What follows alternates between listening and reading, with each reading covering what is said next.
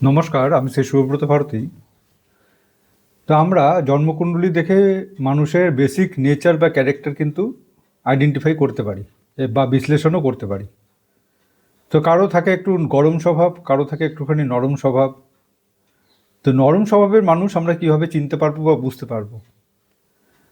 তো এই যে 9টা যে গ্রহ আছে, 9টা গ্রহের মধ্যে চন্দ্র, বৃহস্পতি এবং কেতু, এই যে 3টে প্ল্যানেট, এরা কিন্তু খুব নরম প্রকৃতির হয় এবং এরা খুব তাড়াতাড়ি কনভিন্স হয়ে যায় এবং এদের মধ্যে একটা সেবামূলক মেন্টালিটি সবসময় কাজ করে। যে কোনো পরিস্থিতিতে এরা অ্যাডজাস্ট করে নিতে চায় পরিস্থিতি এবং নিজেকে।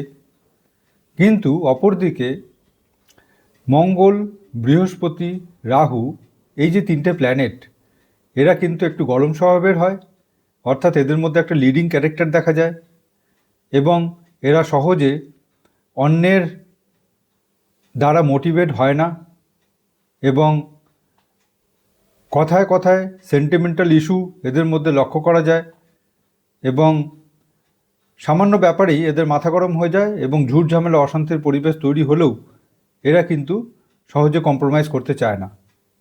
তো এই যে দুটো প্যাটার্ন, এই প্যাটার্নগুলি কিন্তু একটা জন্মকুণ্ডলীর মধ্যে সহজেই বোঝা যায় যে কে অ্যাডজাস্ট করবে আর কে অ্যাডজাস্ট করবে না, কার মধ্যে লিডিং ক্যারেক্টার আছে, কার মধ্যে ফলোয়িং ক্যারেক্টার আছে।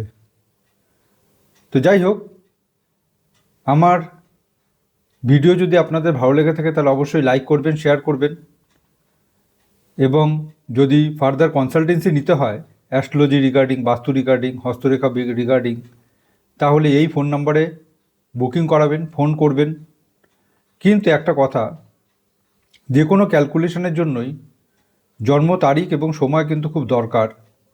এটা ছাড়া ক্যালকুলেশন কিন্তু ভুল হয়ে যায়, তাই এটা কিন্তু খুব দরকার। তা আমার চেম্বার জলপাইগুড়ি এবং শিলিগুড়িতে রয়েছে। তা আপনারা যদি অনলাইন কনসালটেন্সিও নিতে চান তাহলে এই ফোন নম্বরে বুকিং করাবেন। নমস্কার।